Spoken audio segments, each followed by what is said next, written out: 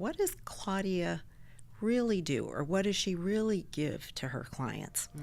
And I thought it's a sense of place, a sense of home. And in a world where everything's changing, it's so turbulent right now. This is Just Call Claudia, a podcast for right-sizing your life and demystifying your relocation. Today, my guest is Hughes Hale, founder of EconVue, editor-in-chief of the Hale Report, and director of research for Hale Strategic. Lyric is a dear friend of mine, a CMFTO client, and the greatest influence in creating this podcast today. Uh-oh. Exactly. That's a lot of responsibility. We'll see how it rolls. Instead of me sharing all of Lyric's credentials, I'll touch on a few, and Lyric can share more about her life's work, which is varied. Not only has Lyric worked for Abbott Labs and Motorola and founded China Online. So why don't you take it from there and share a little bit about your work experience, and then we can talk about how we met and our professional and personal life. Uh-oh. How about that? Again. Well, Claudia, I think that we really were part of a cohort of women, a small cohort of women in Chicago who are interested in international business and international trade before our kids were even born. Mm-hmm. And I know you remember well that we founded together Women in International Trade, which is now an international organization, not just in the U.S. but worldwide. And you were at the time at Brook Furniture, right. As I recall. I was creating the whole the expat relocation group, and that's a lot of international people just coming into Chicago. And I think Brooke was a client of mine, probably too, as well. Definitely, I came and to vice you, versa. Right, I came to you for my business. My business letter needed to be put into Japanese because I joined the Council on Foreign Relations and the Japan-America Society, because you said to me, if you want to get to know the Japanese community, you have to become part of their community. You can't just send out a business letter. Remember this? Right. This is more than 40 years ago. Networking. We were really good networkers We then. were networking, and you were at 30 North Michigan. But that's when I first met you, because I needed translation to appeal to the Japanese market, of course, because they weren't coming to me. I had to go to them, right? Exactly. And the company that I ran at that time was called Translingual Communications, and became TLI. And we did marketing communications for U.S. companies primarily, although we worked with Japanese companies as well, but primarily for U.S. companies going abroad.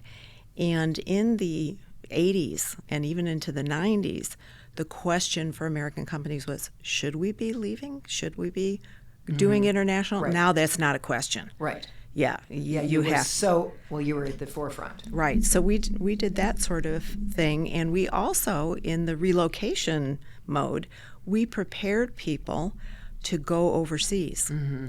So we prepared them with language training and cultural training. Remember that? You gave me who was my Greek tutor that came to my place in the city every Tuesday and Thursday in preparation for me to go to Greece. And when we're driving around Athens and I'm speaking to the taxi driver, my friends are looking at me like, but you're not Greek. That's how well prepared you had me. Oh, that makes me feel really right. good. Absolutely. Oh my gosh, I'm so glad you that's such a great memory. One of my former students for Japanese, I think, Bill Best, contacted me, and next month I'm going to Wyoming to speak at his group of investors, for his group of investors and so forth at Jackson Hole. So all these things that began then, they still resonate. Mm-hmm. But just to give you a brief tour of what I did since then. So I enjoyed the translation. Actually, I love languages. My dad was in the Foreign Service, so I learned a lot of them. But I felt that people needed more help than that. when they were going overseas in terms of preparing their strategy. And so primarily I worked with technology firms, or as you mentioned, healthcare related firms going overseas. And so it became more of a consulting company. And then we also worked with Chinese organizations, particularly the media. Right. And we were the first American company that placed ads in Chinese newspapers. And what a turnaround that story has been, from those wonderful early days of friendship to now this very difficult competition. Right. So, but we still all have to live together, work together. Absolutely. And and I became more and more interested because of this in economics too, and because I wondered of my from where husband's that work. came. Right. Because the story of the Chinese economy was just so riveting. So to be able to witness that was really, an honor, I think. Right. Did you and David did you create the Hale Report since David's passing? The podcast? Right. Oh, yeah. Oh, no, the podcast for sure, but... It's called the Hale Report. Right, That's but why. Did you have a business? We did beforehand. You did. I thought so. Yeah. I thought so. He was the global chief economist at Zurich. Right. And so I had started EconVue, and the idea behind it was that people needed on the web to find independent research, not just, nothing wrong with their research, but J.P. Morgan or Goldman's research. It would be interesting to have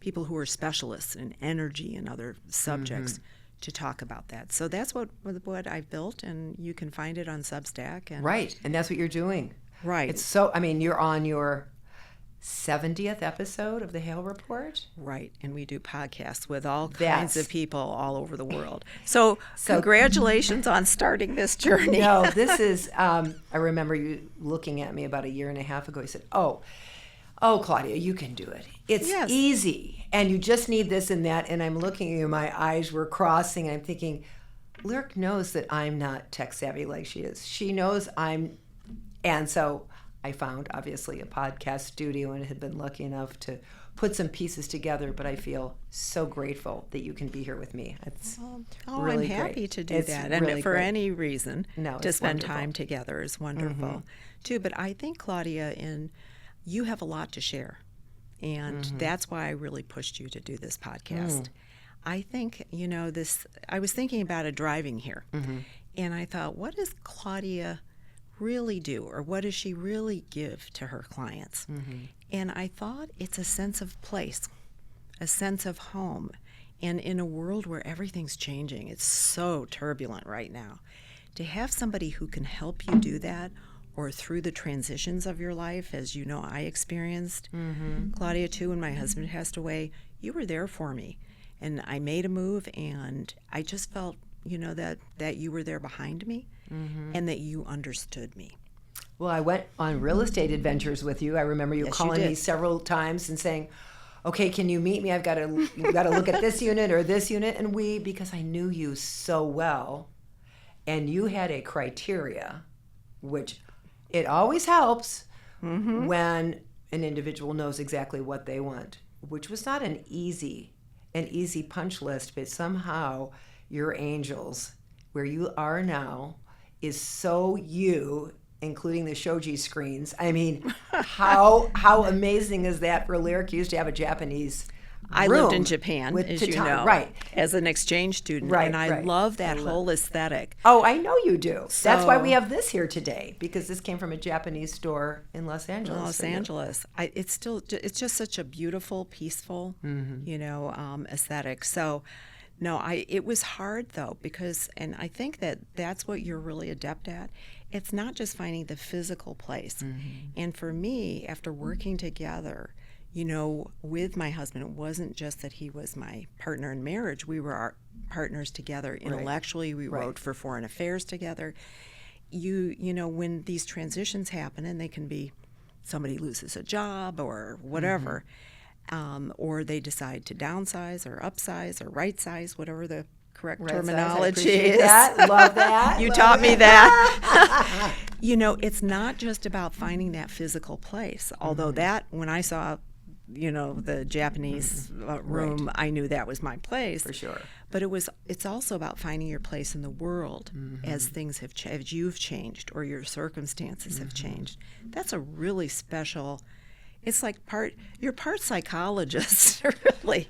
Well, certainly there's a lot of hand-holding and a lot of late-night phone calls that we both answer, right? Right. But I remember when you called me and you were moving from the city to the suburbs. Do you remember that adventure? You didn't have an extra minute to kind of do anything because you and David were working so hard. We were traveling so much. And we did, five kids. 5 kids. High maintenance kids. Yeah. Right. A blended family, as we say. And we had to recover furniture. I had to dream big remember the little space with the leather love seat and the piano and all of your beautiful Asian pieces. Where are they going to be hung? Where is it going to be placed to make sure you felt at home?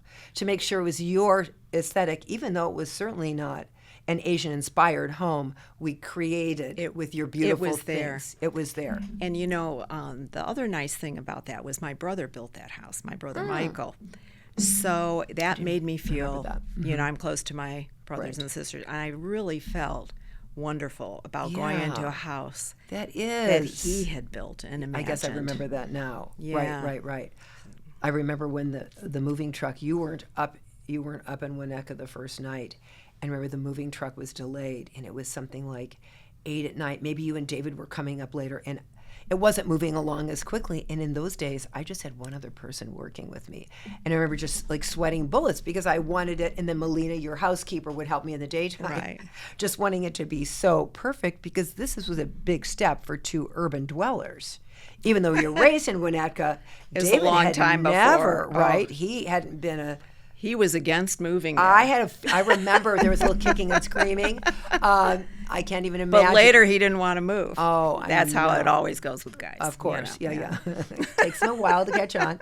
But specifically the library. Right.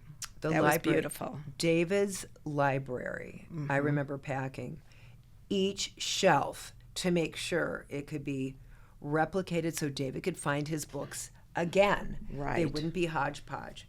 Right. Very important to have them in a certain order. That was It was the same for my dad, by the way. It's Really? so funny. And they both used typewriters. That was I just bought I a love typewriter. that sound. The sound I of just that. bought a typewriter. Well, I have a cursive typewriter. Oh my just goodness. for fun. Okay. Yeah, that's. You're very au courant. then. I don't know if I am or not. And it has black ink, but my Aunt Claudia wrote to me on a cursive typewriter with red ink. And I'm going to get some red ink so I can write to my granddaughter on red ink. I think That's would be very cute. Wouldn't that be sweet? That's very Wouldn't nice. that be sweet?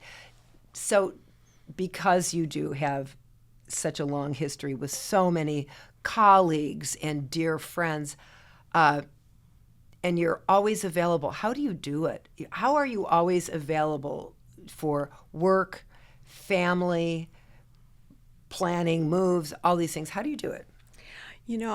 I don't know that I do it, and every day there's some ball that drops. Yeah, and you just have to be at peace with yourself. I forgot that. You can't keep it all with all these, with the kids and the grandkids now, and my mother and all of and. You're a sandwich. You're the sandwich. Exactly. You're like the bologna and the cheese. Because you have a mother in her 90s. Who's still working, by the way. Who's still working in real estate. Yes. Applause. Yes. Applause, right? Yeah, so that's why I have to keep working. It would be embarrassing It to would retire if my mother's working. That's right. My mother will be fielding my phone calls, right? No, absolutely. And then grandchildren. Yeah. I think that part of it, different people come with different levels of energy. And I think, by the way, that's an important thing to find in a partner. Somebody who, and I tell my kids this, is find somebody who has that same level of energy that you have, because it's kind of inborn. There's nothing some people could not take the pace, Claudia, of what you and I do. Right. They just, that is and true. they don't want it. And that's fine. But No. we were kind of like, we're like racehorses.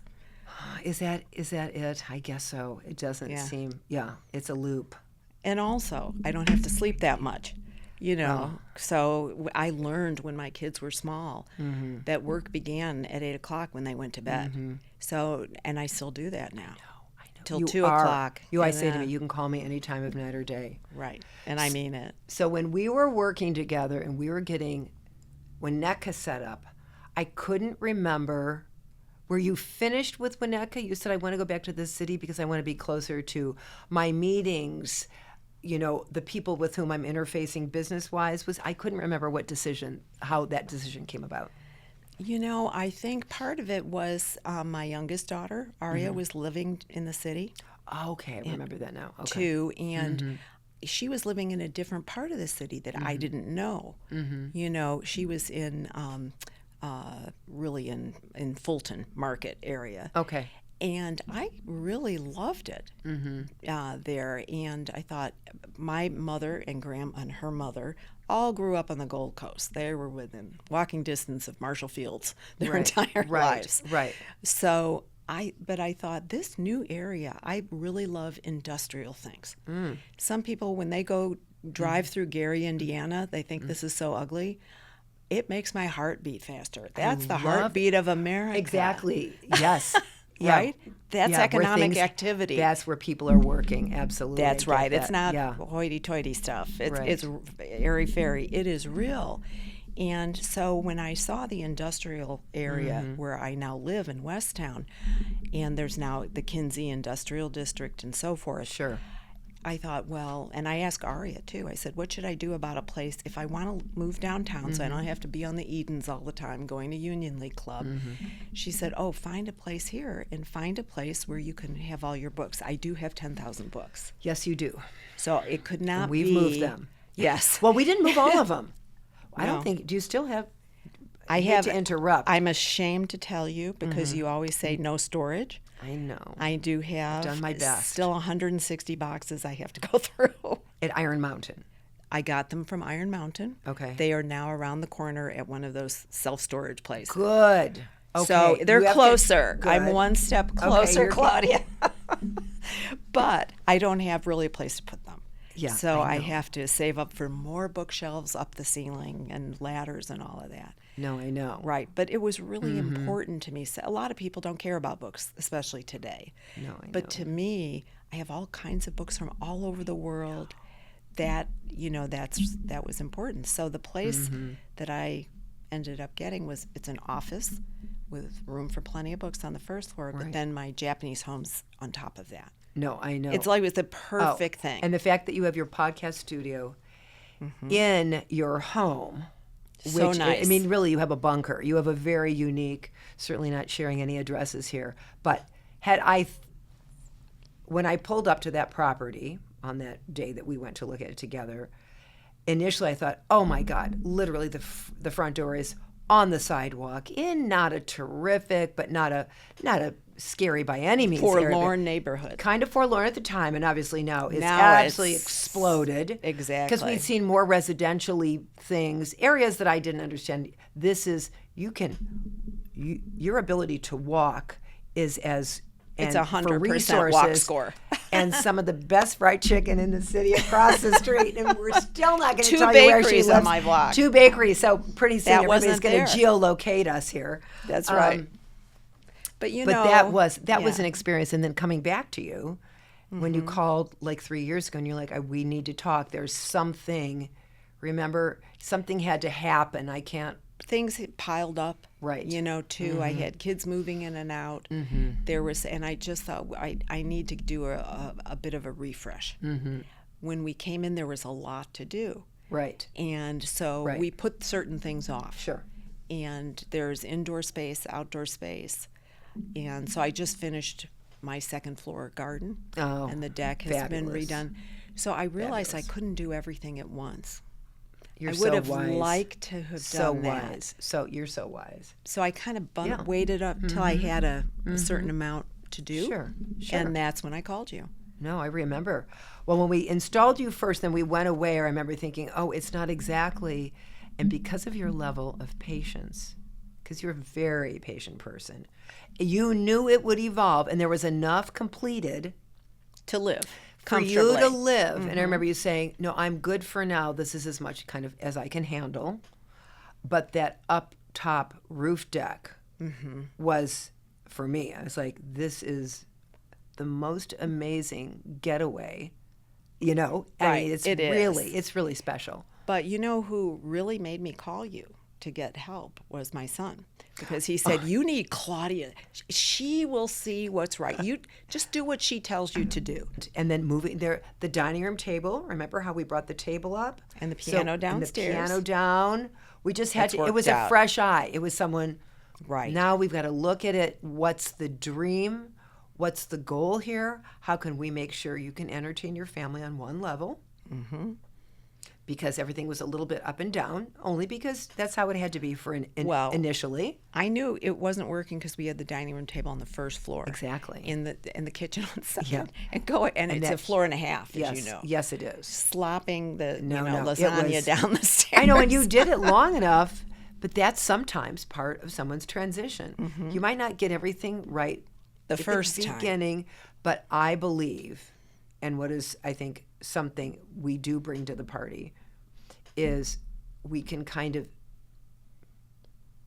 assess someone's lifestyle and how will you live best. Right. You know, how can we kind of get inside your brain, and how can we make that move to meet your criteria, your preconceived notion of how you want to live, so you don't have to do all the work. Because when you make another, this was not even a right size move. This was a lateral for you. You were square footage. I mean, it wasn't a right size move. No. It was the right size home and the right configuration. And a kind of combo business Right, home thing. right. Which it was a work-live space, which I hadn't had before. Right. So too. creating that and so many other unique spaces. But, you know, everybody at your place is so wonderful to work with. And I remember when I moved in, and you told me something I have since used.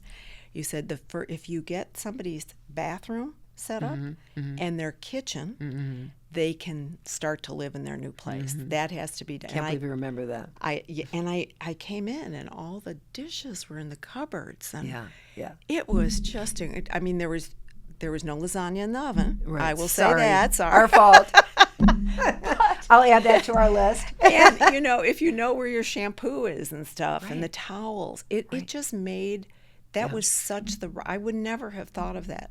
But when my youngest daughter moved to a place and in Logan, I told her, I said, this is what I learned from Claudia. First, unpack your kitchen and your bathroom. The next week you can do the rest of it. But if you have those two things done, you can settle in. So it's gone generational now, Claudia. Thank you. My training. You did so well in my training class.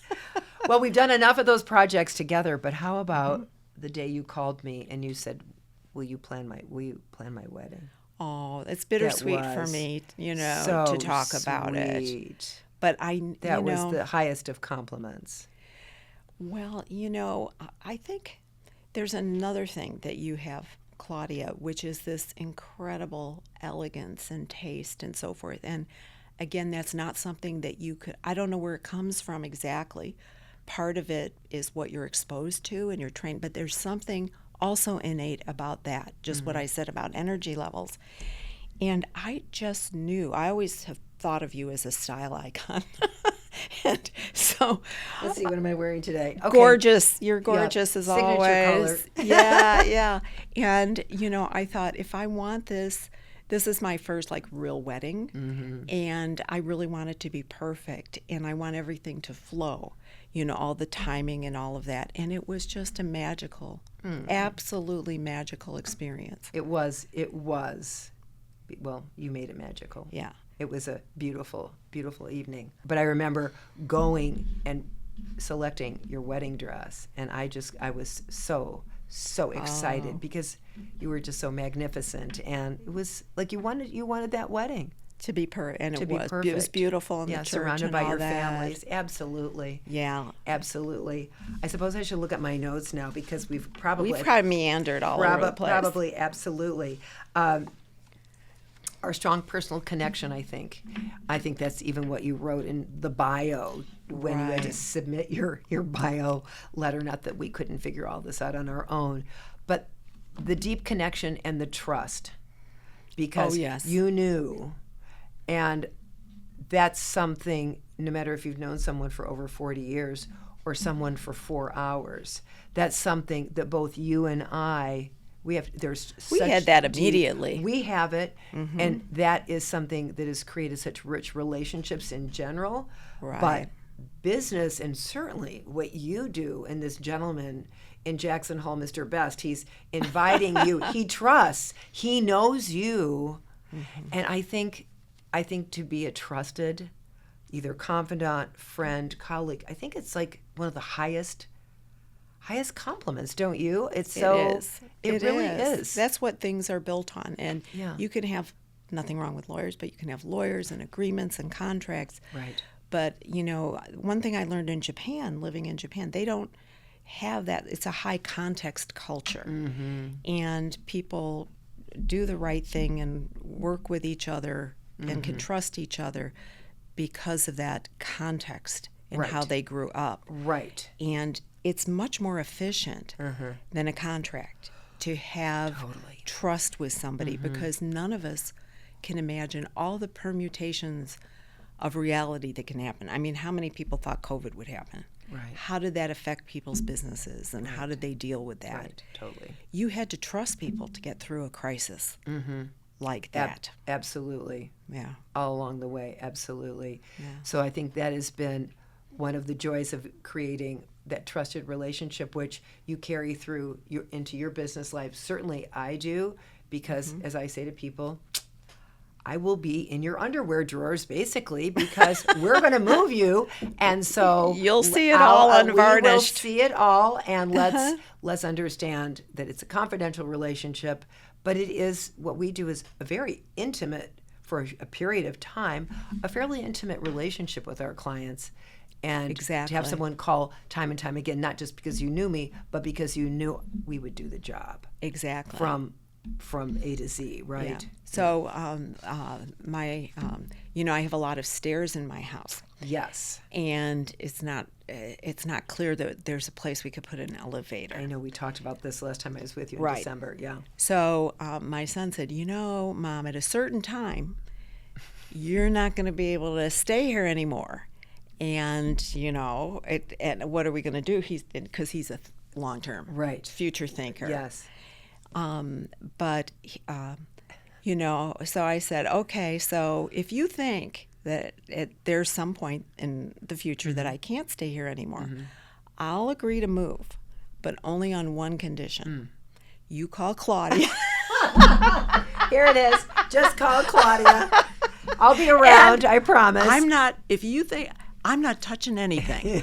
I know. I just want to walk into my next place. Love it. Oh, my God. And he said, no problem. He said, no problem. He said, that's a good idea. Why do you think it's important, just in a global sense, to find the right professional when you're making a transitional move, whatever that move is? I think that when you have a transition in your life, the biggest predictor of success will be the professionals that you have on your team in what you do, Claudia, but also accountants and lawyers and all those people that, have supported me all of my business and professional life. Right. It's to choose that correctly makes all the difference. It does. And so to have someone to support you and who just will do it in such a beautiful and lovely way, and with your team is just, I have they are words other than to say that they are fabulous. So it's compassion. I think they're compassion because people say to me all the time, oh, my house is a mess, or oh, I'm in the worst predicament. I always say, you have no idea. There's always somebody worse, right? What we have seen over the course of 22 years, there's nothing can shock you, I'm sure. There really is nothing. Even though I did have a property, I'm kidding. Well, that can be a little shocking, but that is also because someone wasn't there to help them. And so when we can come in and really, move that needle for someone, and the gratitude always after the first day is, I should have called you earlier. Why didn't I call you? And thank God you're here now. Because it's a process for everybody, right? Well, one of my other brother, Chris, decided that he was going to embark upon, since he retired, Right. that he thought that he could build the deck outside of his house. Oh. And But he's not a general contractor. No, he's not. That's not a good He's a idea. supply chain guy. Yeah, God. So he knew where to get the stuff, I'm sure. But that turned into a very long project. Wow. And so I told him, well, I'm going to use, the people who designed the outside spaces here, probably Christy Weber, right? Sure. I want them to do it because they're going to know the ins and outs of it. Right. And yeah, you could come or I could get, people I know to help with that, but I don't think it's going to turn out. He said, well, you're going to save so much money. Well, I showed him what it cost. Mm-hmm. I don't think he saved any money, plus the time and aggravation. Well, I was going to say his billable hours, if he was back in those days, you can't really afford. You can't really afford to pack a box and move it. You can't really afford to have the mover meetings if you're fully engaged in an active work, business life. or, yeah. You can't. You don't. The bandwidth and the minutia. Something not in a will negative. suffer. Something will suffer. And Right. why should anybody? And I always say to people, let us do all this stuff so you can stay working or going on vacation. We just moved a woman. She went to New York. She came back to her gorgeous Lake Forest home. There wasn't a box. Her whole Insight. house was installed, moved and installed. She didn't have a box of anything to distribute. See, that's, so I Right. think successful people, and I don't think I'm successful, but I think You're very successful people know what they should be spending their time on. Right. And what they should have other people I who are more love- spending spending time on. Yes. And Yes. because that's the thing, we only have a certain, as we've gone through life, Claudia, Right. we know there's only a certain amount of time, and it goes by like this. It goes by like this. I would like to thank you for being my guest today.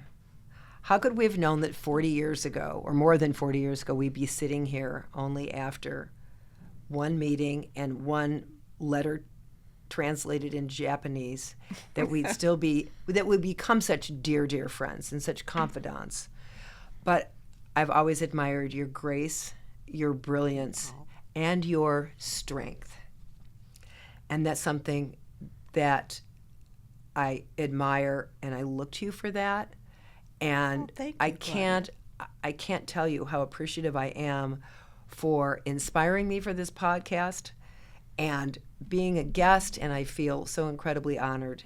So thank you. Thank you, so Claudia. much. It's been such a pleasure. I'm not surprised that we're still friends. Oh, I'm definitely That I'm not surprised about. But, and yeah, I think best of luck with this. I think you. I've learned a lot from you, and I've really benefited from the work that you do. And I think having other people know more about it and not be so scared about it. But my advice to people would be, don't think you can do it yourself. You're never going to do it as well as Claudia does. That's a pretty good wrap, I think. Yes, I think so too. Thanks for having me. Thank you. Thanks for listening. You can see Lyric's work at econvue.com. You can follow me on Instagram at CMFTO, or check out our website, cmfto.com, to learn more about my business.